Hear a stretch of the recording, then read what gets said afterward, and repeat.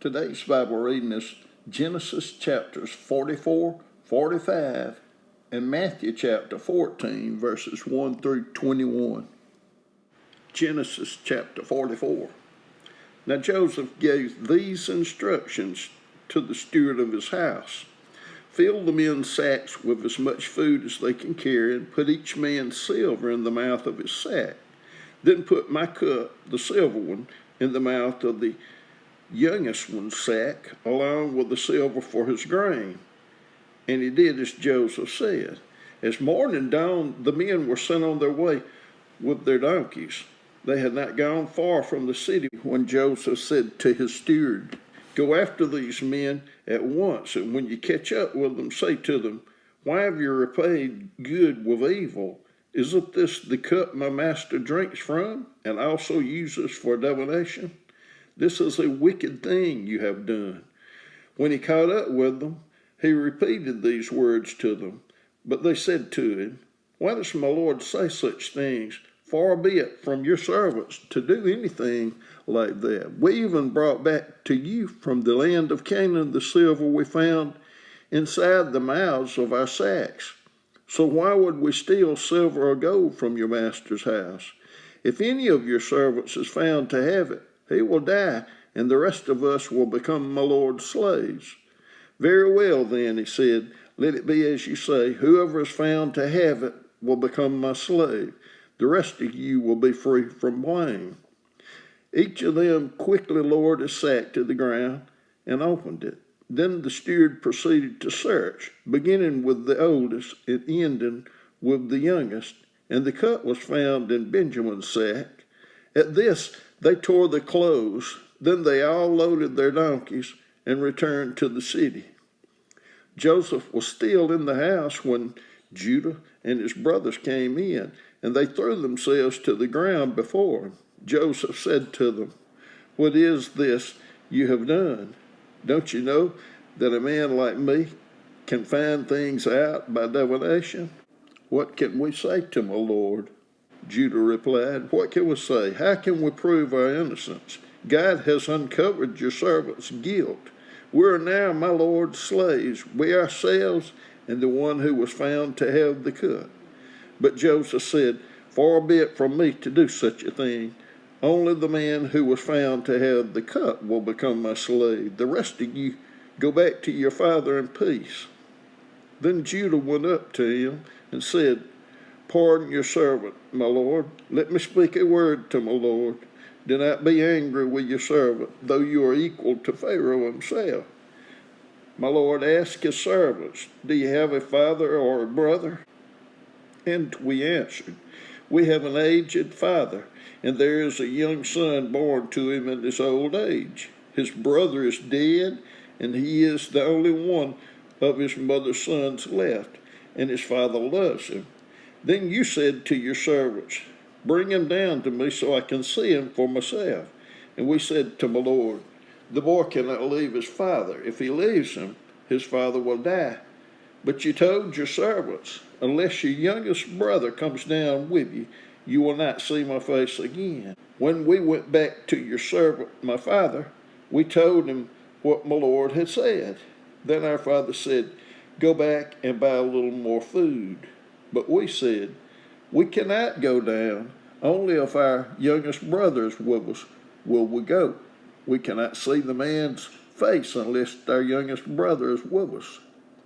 Your servant, my father, said to us, "You know that my wife bore me 2 sons. One of them went away from me, and I said, 'He has surely been torn to pieces,' and I have not seen him since. If you take this one from me too, and harm comes to him, you will bring my gray head down to the grave in misery. So now, if the boy is not with us when I go back to your servant my father, and if my father, whose life is closely bound up with the boy's life, sees that the boy isn't there, he will die. Your servants will bring the gray head of our father down to the grave in sorrow. Your servants guaranteed the boy's safety to my father." I said, "If I do not bring him back to you, I will bear the blame before you, my father, all my life. Now then, please let your servant remain here as my Lord's slave in place of the boy, and let the boy return with his brothers. How can I go back to my father if the boy is not with me? No, do not let me see the misery that would come on my father. Genesis chapter 45. Then Joseph could no longer control himself before all his attendants, and he cried out, "Have everyone leave my presence." So there was no one with Joseph when he made himself known to his brothers. And he wept so loudly that the Egyptians heard him, and Pharaoh's household heard about it. Joseph said to his brothers, "I am Joseph. Is my father still living?" But his brothers were not able to answer him because they were terrified at his presence. Then Joseph said to his brothers, "Come close to me." When they had done so, he said, "I am your brother Joseph, the one you sold into Egypt. And now do not be distressed and do not be angry with yourselves for selling me here, because it was to save lives that God sent me ahead of you. For 2 years now there has been famine in the land, and for the next 5 years there will be no plowing and reaping. But God sent me ahead of you to preserve for you a remnant on earth and to save your lives by a great deliverance. So then, it was not you who sent me here, but God. He made me father to Pharaoh, lord of his entire household and ruler of all Egypt. Now hurry back to my father and say to him, 'This is what your son Joseph says. God has made me lord of all Egypt. Come down to me. Don't delay. You shall live in the region of Goshen and be near me, you, your children and grandchildren, your flocks and herds, and all you have. I will provide for you there, because 5 years of famine are still to come. Otherwise, you and your household and all who belong to you will become destitute. You can see for yourselves, and so can my brother Benjamin, that it is really I who am speaking to you. Tell my father about all the honor accorded me in Egypt and about everything you have seen, and bring my father down here quickly." Then he threw his arms around his brother Benjamin and wept, and Benjamin embraced him, weeping, and he kissed all his brothers and wept over them. Afterward, his brothers talked with him. When the news reached Pharaoh's palace that Joseph's brothers had come, Pharaoh and all his officials were pleased. Pharaoh said to Joseph, "Tell your brothers, do this, load your animals and return to the land of Canaan, and bring your father and your families back to me. I will give you the best of the land of Egypt, and you can enjoy the fat of the land." You're also directed to tell them, "Do this, take some carts from Egypt for your children and your wives, and get your father and come. Never mind about your belongings, because the best of all Egypt will be yours." So the sons of Israel did this. Joseph gave them carts, as Pharaoh had commanded, and he also gave them provisions for the journey. To each of them he gave new clothing, but to Benjamin he gave 300 shekels of silver and 5 sets of clothes. And this is what he sent to his father: 10 donkeys loaded with the best things of Egypt, and 10 female donkeys loaded with grain and bread and other provisions for his journey.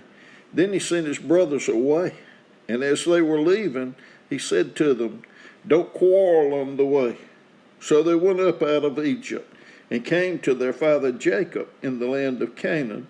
They told him, "Joseph is still alive. In fact, he is ruler of all Egypt." Jacob was stunned. He did not believe them.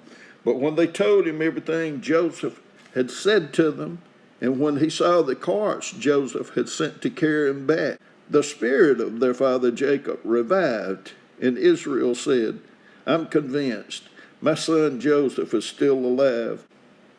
I will go and see him before I die." Matthew chapter 14, verses 1 through 21.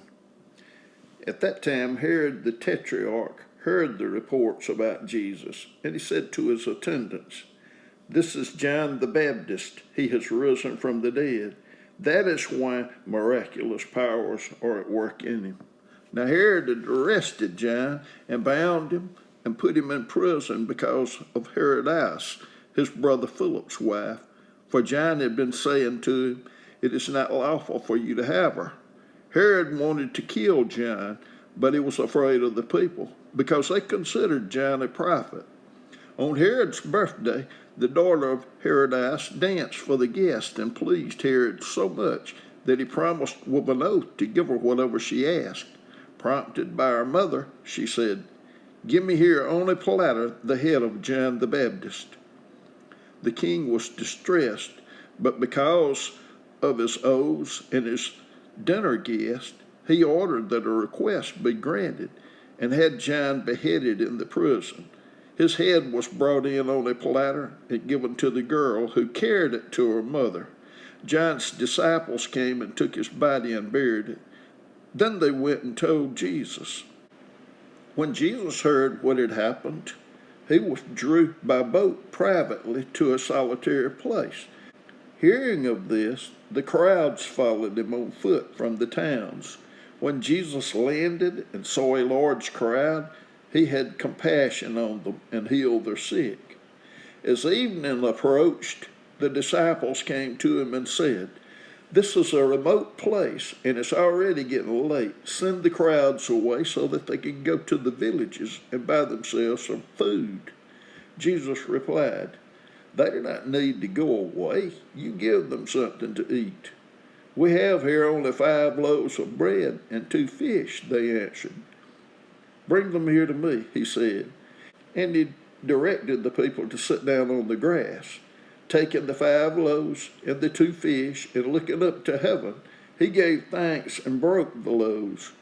Then he gave them to the disciples, and the disciples gave them to the people.